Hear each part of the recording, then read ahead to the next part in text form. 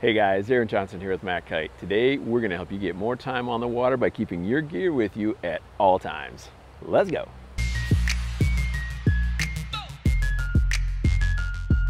So as an instructor, one of the first things that I was telling my students to do, once they've completed the lesson process and have decided, yep, I'm going to be a kiteboarder, I would always, instruct them to keep their gear with them at all times. Now, I know that's not possible for everybody depending on your circumstance and your situation.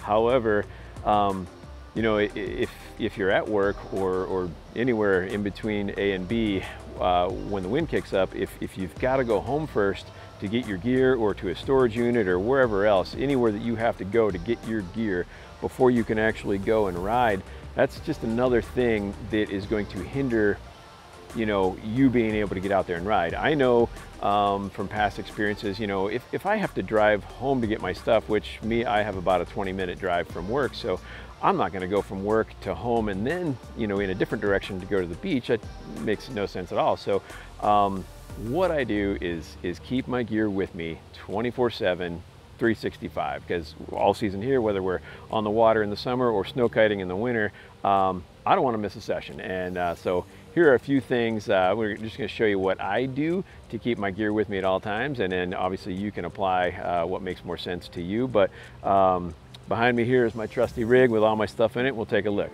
So I'm sure we've all experienced that situation where the wind kicks up and you're at work, but you got to go home first to get your gear before going to the beach to go and ride. And wow, I'm definitely here to tell you that that's a bad idea. If you can avoid that at all costs, find a way to keep your gear with you at all times. And I know that's not entirely possible for everybody, depending on your mode of transportation, how big that is, how far you got to go with it. Biggie's about to shut on me here. Yeah, there's that. He's camera shy. All right, so one of the things that I found that really works for me is I keep all my stuff in tote boxes, and then I keep all of my boards, with the exception of this one, in board bags. And I can keep them with me at all times in this truck.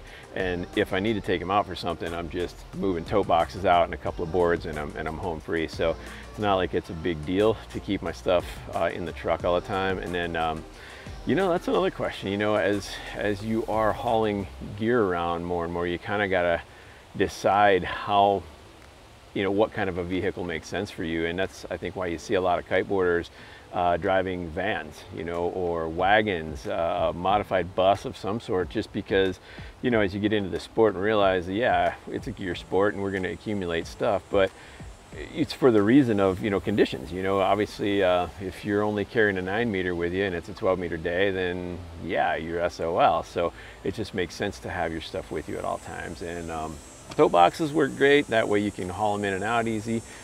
Keeps excess sand from getting in your car or truck, and keeps things nice and neat. So this is what I do, but feel free to obviously make whatever change you need. Board bags, golf bags, the kiteboarding travel bags and stuff like that are pretty sweet also. But yeah, so this is what mine looks like, and this is how I keep it all year round. One funny last thought about keeping your gear with you at all times and being a kiteboarder and back and forth to the beach: if you're picky about your car and how clean it is, you got to get over that. You're going to get sand in your whip, and that is just a reality. So yeah, keep a little brush and a dustpan, whatever, a little vacuum, whatever you got to do to make yourself sane. I'm laughing at myself because I really had to jump through that hurdle and be like, hey, I don't care now. I'm getting sessions, so I can deal with some sand in the car. And if I got to get it detailed, then I got to get it detailed. But I'm picking on myself here, and I know it's kind of silly, so I'm going to stop. All right, guys, so what do you think? How important is some of this information? Is it important to keep your gear with you, or not important? What do you think? What kind of experiences do you have with your kiteboarding travels?